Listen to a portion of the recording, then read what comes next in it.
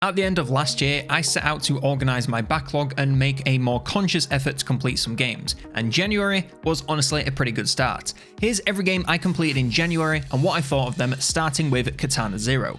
I picked up this game in April of last year and I got about halfway through before I got distracted and stopped playing.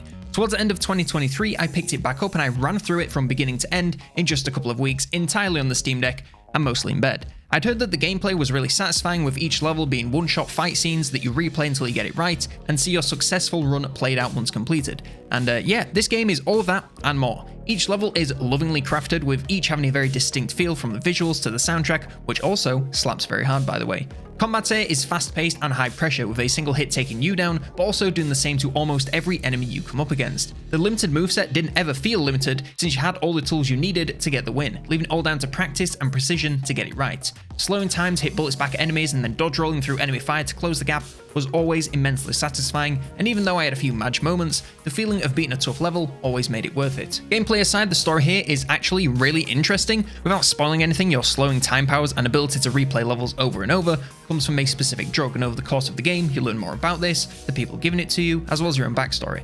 It goes to some pretty weird places, but I'm all here for it, and I can't wait to see how the story continues in later games. Overall, I gave this one an 85 out of 100.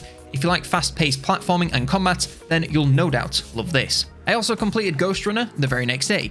Not sure why I was on such a ninja kick, but you know, it is what it is. This one I picked up towards the end of November and had completed the first couple of levels, but then got busy with the Christmas period. Afterwards, I got right back into it and basically finished it in a couple of days. It's another fast-paced platformer with high-pressure one-shot combat, but this one is cyberpunk and in first person, so you have a few more dimensions to deal with. I'd say it was a little bit harder than Katana Zero, but if I can complete it without throwing my PC out the window, anyone can. It is a similar story where you have a fairly limited moveset, so everything comes down to pure technique and timing. There's dashes and slowing time, but you also pick up a few more abilities over the course of the game to give you an edge in tougher encounters. Each one felt like a puzzle where you have to pick the best route to take down everyone without getting picked apart by someone you should have taken out earlier. Working out the optimal route through levels was very satisfying when you finally got it right, but a little bit frustrating on harder missions. One particular mission was just a maze of lasers and it nearly broke me from playing the game, but I pressed on and I'm glad that I did.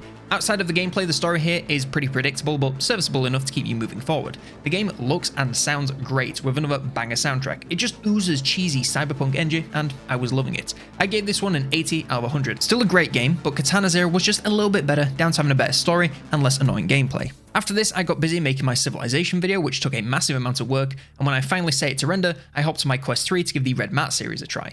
I've owned both of these for quite a while, and I had tried the first one, but I wasn't in the right mood for it, so I stopped playing after under an hour. This time, I let myself get immersed since I had the time, and oh boy, am I glad I did. Now yes, these are essentially walk-in sims with the occasional puzzle and a bit of combat in the second one, but the story and immersion here is next level. Combine that with the moderate level of spookiness and I was hooked. I blasted through the first one in basically one sitting and immediately queued up the second one to download while I took a break for lunch. The second builds on everything the first game laid out, with better controls, pacing, more mechanics, more story, and a much longer game. Not to mention it looks phenomenal. I played this native on Quest 3 and I couldn't believe what I was seeing. Again, I don't want to spoil the plot too much, but you're investigating an abandoned space station where a red substance has seemingly overtaken the base and taken all the inhabitants with it. As you explore, you find that everything may not be quite what it seems, and that it may not be so abandoned after all. I almost played through the entire second game in one sitting as well, so that should tell you all you really need to know. I really cannot recommend both of these games enough. As long as you go into them knowing it's going to be a little bit slow until the story gets its hooks into you, it should be a great ride.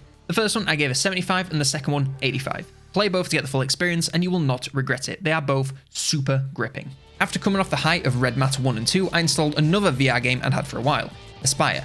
This is one of the earlier VR games and it's all about stealth. Each mission you have a single objective and can technically complete it however you want, be that all guns blazing or going in totally unseen.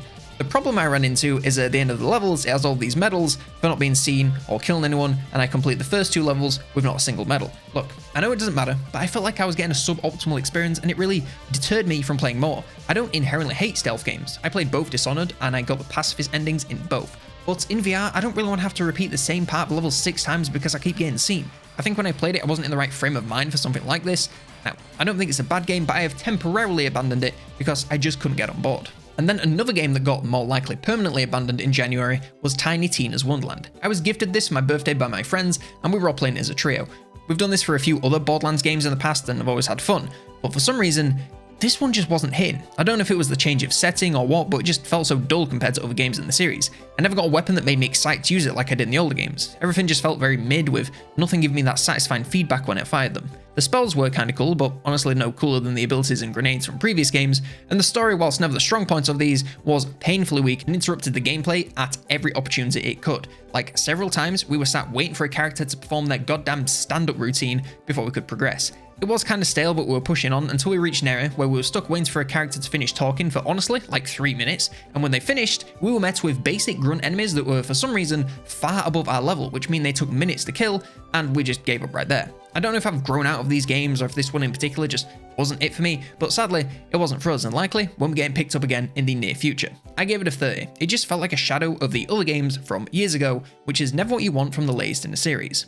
The final game I completed this month was one that I've been playing for a while and confused the entire time, Signalis.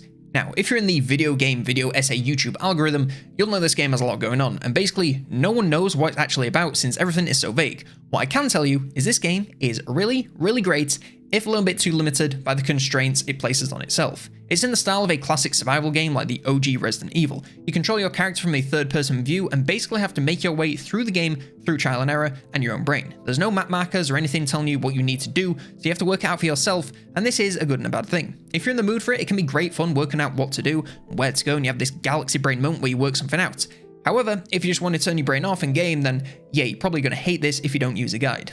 By the way, public service announcement, there's no shame in using guides. If you want to play this game but you're not in the mood to do all the thinking yourself, that's just fine. The game is still good without completing the puzzles for yourself. Anyway, the gameplay is what you'd expect. Slower, clunkier controls with deliberate combat and limited ammo make for very tense gameplay when there's more enemies than you have bullets, leaving you to only just escape with your life. The constant backtracking did sometimes get frustrating when I couldn't work out what to do and just kept going in circles, but it did help the revelations hit a lot harder, so I can't complain too much. The story, as I said, is very up to your own interpretation, and if you want a full breakdown, there are several 2-hour-plus long videos on the topic. But all I'll say is you land at an abandoned looking space station in search of a woman you have a picture with, and things slowly get more insane. That's not an insult, by the way. This story is magnificent and beautiful and very confusing, and I can't recommend it enough. Now, I do have to mention one complaint that me and my friends both had playing this game. The inventory system is very limited like classic games, with only 7 slots for everything including weapons, ammo and any gadgets. The problem is, in some areas, you have like 15 different key items that need to be picked up and used in specific other locations, so a lot of the time you end up going back and forth just because you can't pick everything up. I get it's to force backtracking and prioritizing what you need, but sometimes it just felt like a cheap way to pad out the playtime. Still, this is a great game that any survival horror fan should play, an easy 80 out of 100. And that's everything I played in January. A bit of a weird mix, I admit, but I fancied the genre hopping, what can I say? Let me know what you thought of this type of video in the comments below, as well as what you've been playing in January. Lord knows my pile of shame can only grow larger. Like if you did, subscribe, and if you want to know how I'm organising all of these games, then check out this video here on organising my gaming backlog. Shut up! It's a magical world and I say pets live forever!